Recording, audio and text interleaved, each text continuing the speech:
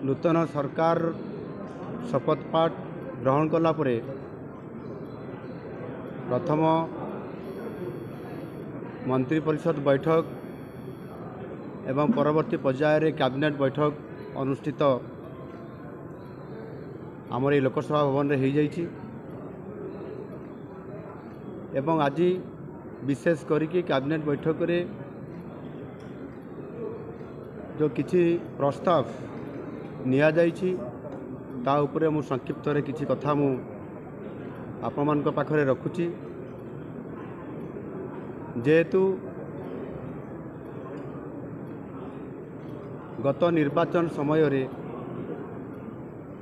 ओडिशार 4.5 कोटी लोकंकर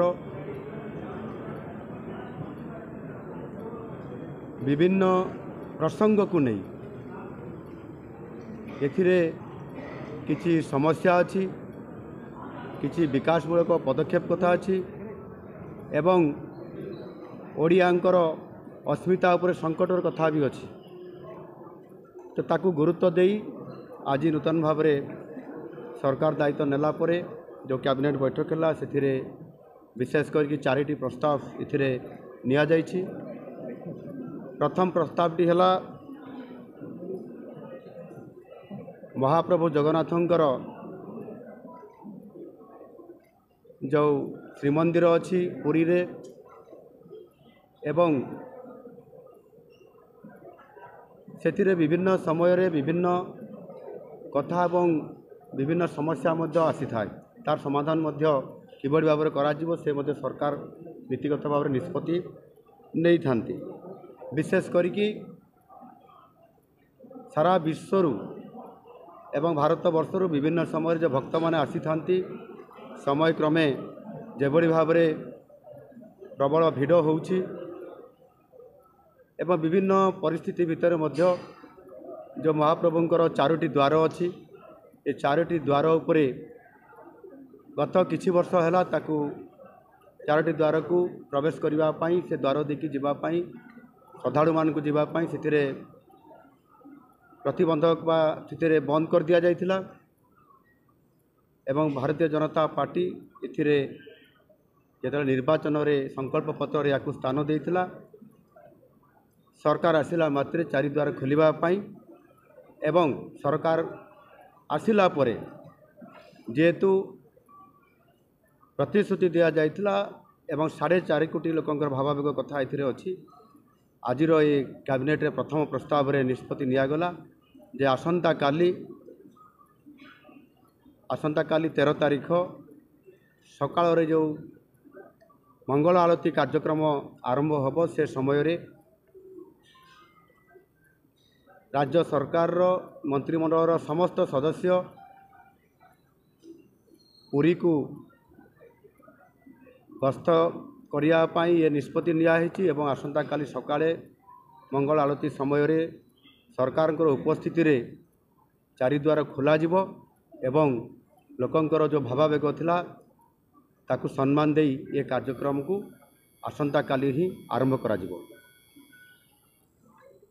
एथिरे गोटे कथा मु कहया चाहूँगी जे विशेष करिकी ये जो 4 द्वार भितरु जो 3 द्वार बंद अच्छी एवं सेथिरे अनेक समय प्रश्न आसिला एवं भक्त और भगवान को भितरे गोटे व्यवधान सृष्टि करा जाउथिला एवं ये व्यवधान को बंद करिवा पई एवं किभଳି भाबरे सहजरे भक्त माने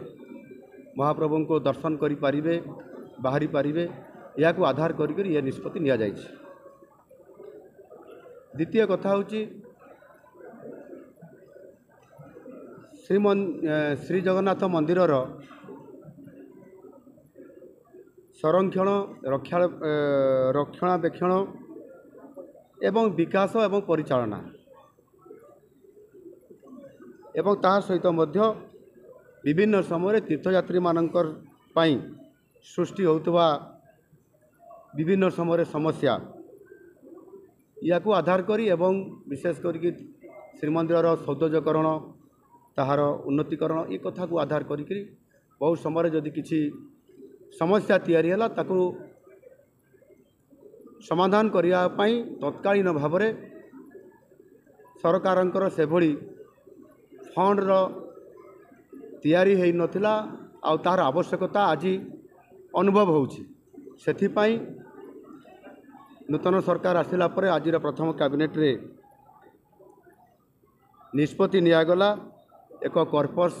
फंड बा पांठी गठन करिया पाई एवं सेतिरे 500 कोटी टंका ये बजेट रे रखा जिवो एवं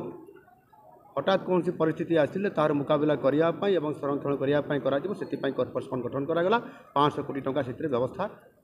करा जिवो या खूब शीघ्र लागू करा जिवो ये है द्वितीय कथा। तृतीय प्रस्ताव होची जे भारतीय जनता पार्टी संकल्प पत्र रे मध्य स्थान देइथिला विशेष करिकी चाषी मानकर विभिन्न समस्या को नहीं एवं धान संग्रह नीति एवं धानर विक्रय मूल्य धानर सहायक मूल्य एवं विक्रय नीति उपरे स्वतंत्र भाव में किभली भाव में चाषी को सहायता दि जापर जो समस्या उपजे ता उपरे संकल्प पत्र जो स्थान दि जाता से गोटे स्वतंत्र सरकार नीति आने आज प्रस्ताव रे रखिंट एथिरे कृषक समृद्ध कृषक नीति ए समृद्ध कृषक नीति सरकार खूब शीघ्र आने जाउछंती एवं नीतिगत निष्पत्ति आज कैबिनेट रे ता निष्पत्ति होईछि एथिरे जो धान क्विंटाल प्रति 3100 टंका देवाई